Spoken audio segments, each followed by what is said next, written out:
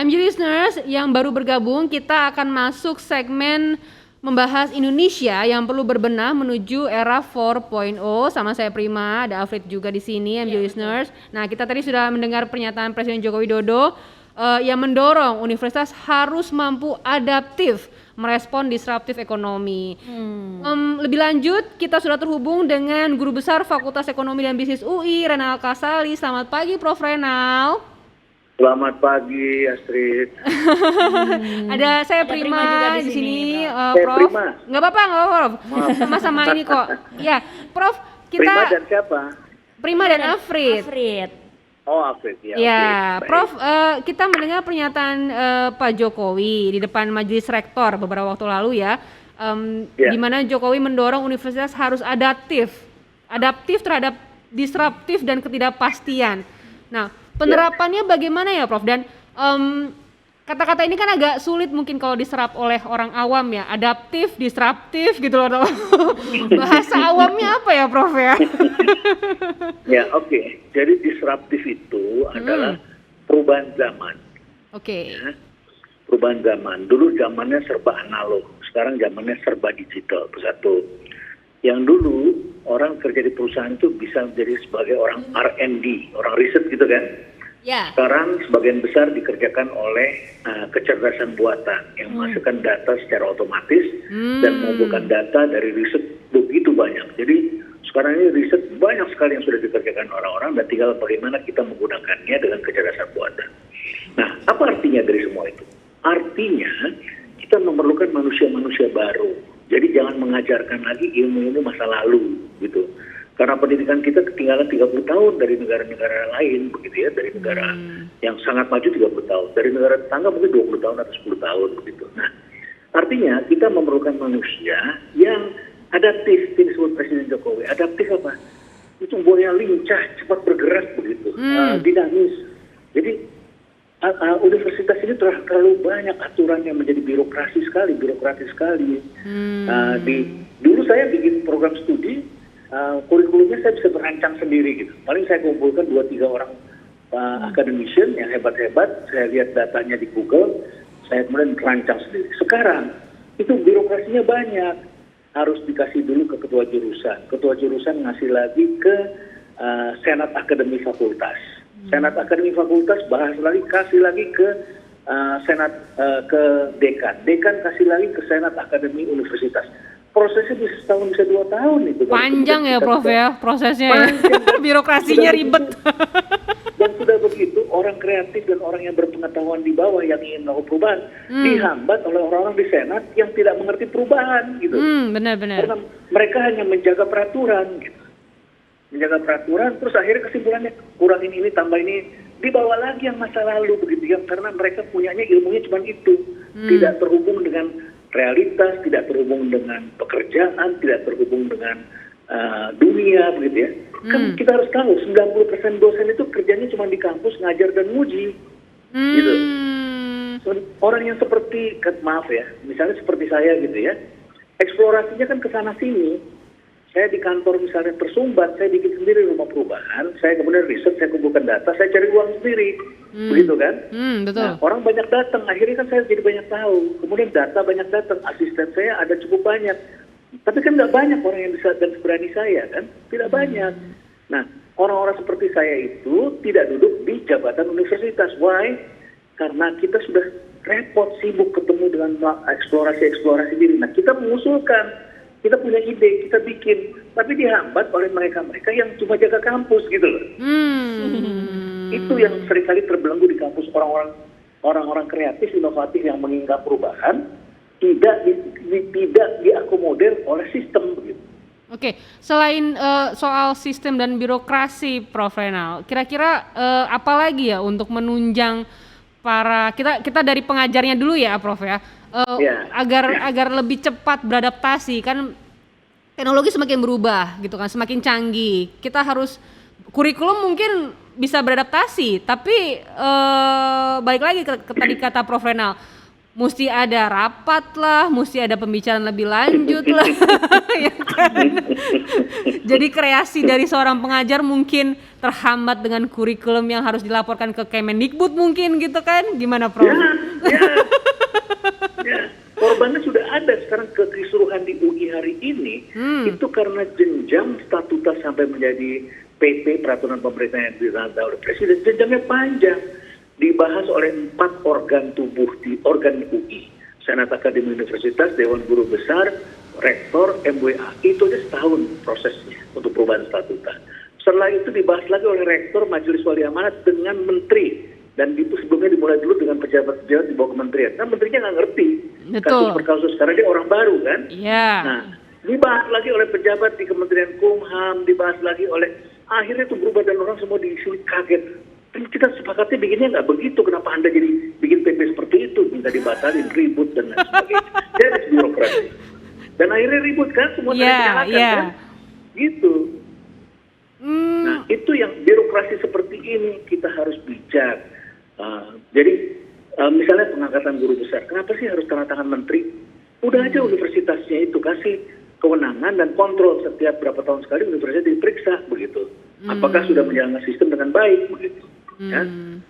Jadi universitas bisa lebih lincah, bisa beradaptasi, diberi ruang. Oke, diberi ruang dan diberi kebebasan ya, Prof ya. Jadi nggak harus apa-apa harus. Nah, pertanggungjawabannya bagaimana, Prof? Kalau alasannya jika tidak sebelum mengeluarkan suatu kebijakan, jika tidak diberikan atau diberitahu ke kementerian dan semua birokrasi itu, nanti pertanggungjawaban untuk mengawasi pertanggungjawaban dari universitas itu gimana, Prof? Ini alat kontrol itu, alat kontrol yang paling kuno namanya birokratik kontrol. Ya. Birokratik kontrol itu dikontrol pakai rule dan prosedur, ya, pakai peraturan yang tadi berjenjang tadi itu. Nah itu cocok kalau lingkungannya statik seperti zaman Pak Harto dulu, itu cocok banget. Statik, internet nggak ada, semua orang tenang. Manual gitu ya, Prof. Pada zaman itu ya. Nah, perubahan tidak cepat era disrupsi. Kalau sekarang cepat sekali. Nah kalau lingkungan cepat, sekarang kita nggak usah pakai birokratik kontrol, kita pakai namanya market control. Yang mengontrol tuh market. Kalau misalnya UI-nya seperti itu kondisinya, orang kuliah semua di BINUS, orang sekolahnya di swasta yang bagus-bagus. Lama-lama harga juga sama kan begitu. Ya? Nah, karena mahasiswa juga banyak kan. Betul. Jadi pakai market. Kalau nanti market kan ada evaluasi itu dilakukan oleh majalah SWA, dilakukan oleh Metro TV ya, evaluasi. Ternyata lulusan yang gajinya paling besar adalah lulusan BINUS gitu ya. UI-nya kan tenggelam gitu kan. ITB tenggelam begitu kan. Nah, akhirnya kan rektornya dan dosen-dosennya marahnya bentuknya apa? Perbaiki gitu. Jadi market yang mengevaluasi. Orang pintar nggak mau lagi kuliah di universitas yang bermasalah begitu ya. Iya betul. Itu market, lulusannya hebat-hebat. Yang mana yang hebat? Lulusan mana? Itu akan menjadi pendorong untuk memperbaiki sehingga kemudian prosesnya bisa lebih dinamis. Nah, Prof, kira-kira langkah pendek aja dulu deh, langkah jangka pendek yang bisa kita lakukan sekarang apa, Prof? Pertama, bebaskan organisasi dari birokrasi. Ya, itu pertama. Ya. Yang kedua, universitas itu harus kemudian membuat sebuah learning management system. Jadi dengan berbasiskan pendekatan online, para akademisi bisa berkolaborasi di internal. Sekarang internal collaboration aja di universitas nggak ada. Nggak ada, kecuali jalur-jalur formal keagamaan, gitu ya. Akhirnya ngomongin agama, bukan ngomongin akademik, gitu kan. Nah, jadi ya, ada learning management system dengan online, bisa bertukar pengalaman, bisa bekerja secara mandiri, bisa membuat riset-riset terbaru, dan kemudian melibatkan mahasiswa dengan para dosen dalam mengerjakan proyek-proyek yang aktual, gitu ya, yang aktual. Sehingga mahasiswa itu dibalik. Kalau sekolah zaman dulu itu adalah sekolah bertutur dari bawah, mulai dari definisi itu apa, dibenerin otaknya. Nah, level kedua mereka masuk lab. Sekarang labnya itu adanya di TEDx, labnya itu adanya di YouTube, begitu kan? Labnya itu ada di MIT X, Harvard X, Indonesia X. Para ahli bicara dan memaparkan hasil-hasilnya. Nah, dari situ dikombinasi dengan lab. Jadi kita tidak bisa bertutur dari Karena penemu-penemu itu semuanya berasal dari alam begitu. Alam mengajarkan kita eksplorasi, kita kembali ke lab gitu. Kalau sekarang kan di lab belajar terus nggak tahu nih, imajinasinya kayak apa, prakteknya kayak apa nggak tahu, lepas. Nah diharapkan cara berpikir yang lama diharapkan dilakukan link and match. Kamu lulus dulu, kamu di link supaya match. Ternyata tidak match. Kenapa? Karena mahasiswanya tidak dekat dengan dunia real. Jadi sekarang dibalik. Sambil mengerjakan lab atau sebelum lab, kamu ke lapangan dulu, jangan lab dulu. Dengan di lapangan kamu tahu persoalan-persoalannya, balik di sini dites, oh begini ngebacanya. Jadi mereka jadi hebat di situ dibalik. Jadi hasilnya akan lebih real ya. Jadi kalau penelitian tuh kayak induktif dulu ya Prof ya, bukan deduktif dulu ya. Ya. Lapangan dulu ya. Apa yang ada fenomena di lapangan dulu ya, baru kita iniin gitu ya Prof. Oke, Prof, tapi dengan adanya pandemi seperti ini, ada yang berubah nggak sih Prof? Atau transformasi apa ya di pendidikan sendiri, terutama di jenjang universitas ini ada yang harus berubah nggak Prof? Atau harus disadari untuk antisipasi ke depannya Prof? Saya jelaskan dulu, sekarang ini terdapat 10 ledakan akibat pandemi. Oh, cakep. 10 ledakan. Yang pertama ledakan kreativitas. Di seluruh dunia, setiap kali ada krisis seperti ini, apalagi panjang, itu akan melahirkan banyak sekali kreativitas. Kalau orang di kampus hanya seperti cara yang lama, dia tidak akan mengalami dan tidak akan menjalankan dan tidak dipengaruhi oleh ledakan itu. Ini berbahaya sekali. Yang pertama. Yang kedua, ledakan shifting yang dipermudah oleh telekomunikasi, software, alat pembayaran, cloud, sehingga mahasiswanya itu semua bisa berinteraksi dengan dunia maya itu. Ya. Yang ketiga, ledakan kecerdasan.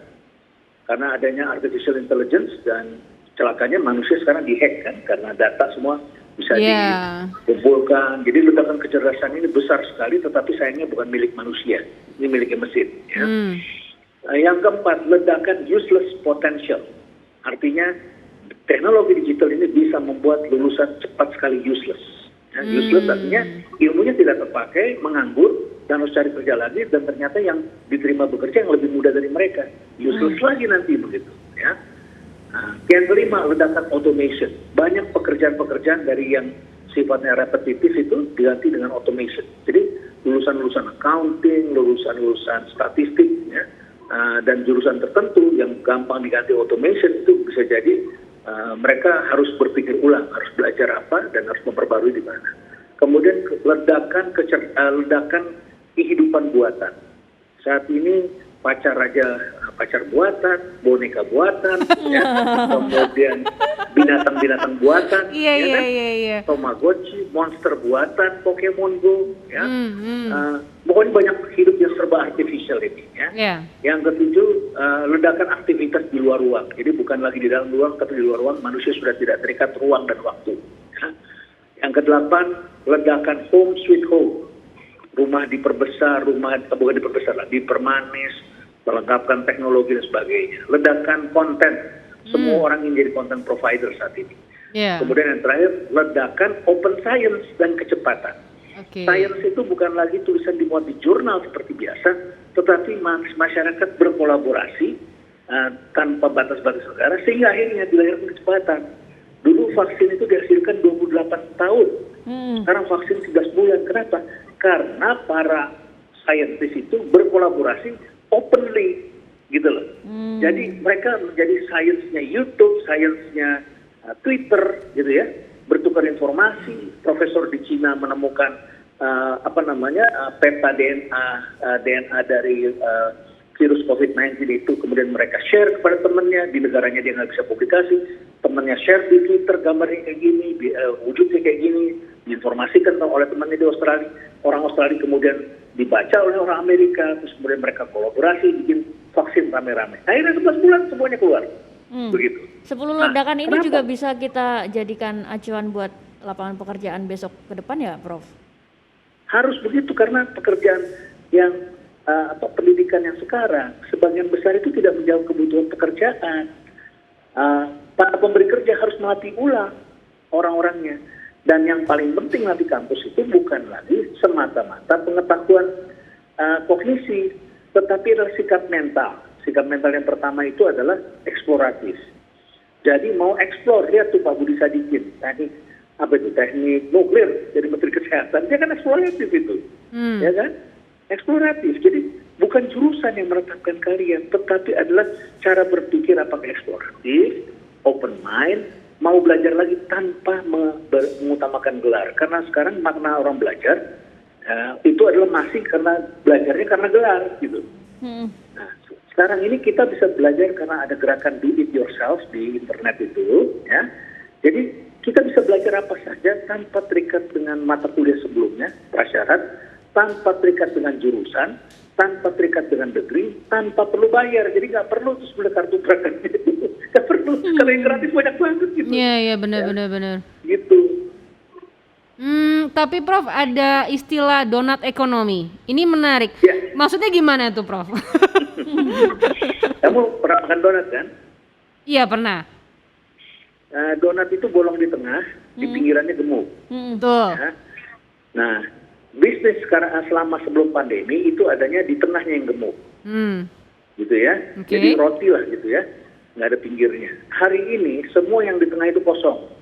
Oh. Kantor-kantor, gedung perkantoran, tenannya banyak yang bangkrut, tutup, sehingga warung-warung tutup, restoran tutup di sana. Tengah kota tiba-tiba menjadi donat. Kosong. Nah, tiba-tiba sekarang pemilik restoran buka cloud kitchen di Pondok Gede, bukan di Pondok Indah loh, Pondok Gede gitu ya. Iya. Karena mereka tinggalnya di situ, di Bekasi yang kalian bilang jauh, harus pakai roket gitu ya. Iya, betul. Pakai paspor Coba juga kamu kadang-kadang, lihat. Prof. Nah, lihat ke sini di Jalan Raya Hankam di dekat Pondok Gede ini. Di situ dibuka Starbucks, di situ dibuka Hokben, dan cloud kitchennya ada. Dibuka restoran-restoran baru, branded semua, kopi kenangan, Holland Bakery semua ngepung, Superindo ngepung di sini. Karena donatnya itu adanya, kuenya adanya di sini, yang di tengah kosong begitu. Terus kemudian ekspedisi ya, si cepat, GNT, GNX ini dropshippernya semua di sekitar sini itu. Ekonomi berputar cepat sekali di pinggiran. Nah, mahasiswa juga sama. Tadinya mereka kos di Depok, kos di sekitar kampusnya BINUS. Sekarang itu kosong semua, mereka ada di Padang, mereka ada di Surabaya, di Pasuruan, di Jember kuliah. Saya kalau ngasih kuliah online, saya selalu tanya, berapa di antara kalian yang di Jakarta, berapa yang di Depok? Tinggal 10%, 90% itu ada di Padang, Surabaya, Pasuruan, di Jember, di Bekasi, di mana mereka meninggalkan tempat kos. Nah, itulah yang saya sebut sebagai donat ekonomi, dan harus ditangkap kesempatan itu oleh para pelaku usaha. Oke, terakhir Prof, kita sudah bicara soal membuka kreativitas di universitas, lalu ada 10 bidang yang berubah permanen akibat COVID, terakhir donat ekonomi. Kesimpulan Prof, atau saran atau ini dari Prof Renal untuk pandemi ini, jika diperpanjang, bahkan pemerintah pun berusaha memberikan retorika kalau kita hidup dengan endemi bagaimana? Ini antisipasi apa sih dari Prof Renal yang harus benar-benar dipikirkan oleh baik dari masyarakat ataupun dari pemerintah sekarang, Prof? Oke, di awal pandemi saya mengingatkan bahwa pandemi ini tidak berakhir 1 bulan 2 bulan, tapi 4 tahun waktu itu. Ya. Saya katakan 4 tahun. Terus kemudian setahun kemudian sudah ada vaksin, teman-teman bilang ini pasti sebentar lagi selesai, ini game changer. Saya bilang enggak, 4 tahun. Karena vaksin ini umurnya cuma 6 bulan, distribusinya jauh, panjang. Nah, sekarang kita tenang, begitu kita tenang, kemudian vaksinnya umurnya berakhir, kita harus vaksin lagi, cari obatnya lagi gitu kan ya. Nah, lama-lama begitu kita udah mau buka, tiba-tiba Malaysia sudah dapat varian Mu gitu kan ya. kita tutup lagi gitu kan ya. Singapura lagi tenang-tenang, gara-gara satu orang prostitut dari Vietnam, semuanya kena begitu kan. Singapura itu ya. Jadi itulah yang disebut dengan the normal is gone. What is normal? Normal is gone. No more normal. Jadi jangan bayangkan normal seperti dulu. Kapan nih kita kerja kayak dulu lagi? Nah, udahlah. Jadi kehidupan PPKM ini perpanjangan ini adalah simbol bahwa kita akan hidup seperti ini terus. Ya. Tidak bisa terikat dengan ruang dan waktu. Mau hanya bisa diisi 30%. Ini kan bertentangan dengan teori skala ekonomis, gitu ya. Nah, teori yang lama semua itu pabrik, semuanya itu dikerjakan dengan skala ekonomis yang isinya manusia. Pabrik ini nanti akan dikendalikan, sebagian dikendalikan jarak jauh dengan kolaboratif robot, gitu ya, cobot namanya. Jadi robot yang bisa bekerja sama dengan manusia. Manusia ini cuma 30%, yang 60% itu siapa? 70% siapa? Robot. Robot itu nanti kerjasama sama manusia karena harus ada distance. Robot tidak harus distance karena tidak organik gitu. Terus yang lain kerja di mana? Ya kerja di rumah menjadi operator gitu. Operator jarak jauh, ya kan? Termasuk operator drone dan sebagainya. Jadi yang harus dipersiapkan saat ini adalah bagaimana menjawab tuntutan-tuntutan baru, bekerja dari pinggiran, bisa bekerja dari mana saja, bekerja sambil berlibur, berwisata pun berubah, tidak lagi wisata Sabtu Minggu, tetapi every day you can go anywhere. Ya? Kamu bisa siaran dari kantor, saya bisa di sini, kamu bisa juga siaran dari situ. Bahkan dari rumah juga bisa nih Prof, kita usahain. Iya, saya ngajar juga begitu. Saya pengen pergi, Toraja baru dibuka, saya ngajar dari Toraja, saya menikmati udara sejuk, saya bisa melakukannya di atas, desa di atas awan di sana, tinggal pasang orbit, kan bisa bawa orbit tuh internet yang gitu ya. Semua bisa dilakukan. Wah ternyata sekarang begitu indah hidup ini sebetulnya, yang susah kantong kita aja karena semua jadi murah kan. Betul Prof. Kantong kita aja nih. Biasa dapat 5 juta, sekarang dapatnya 2 juta. Tapi kan cost of living kita sebagian juga turun. Ya, benar. Baik, terima kasih Prof Renal atas perbincangannya pagi ini. Sehat-sehat ya Prof. Sehat-sehat sama-sama, terima kasih.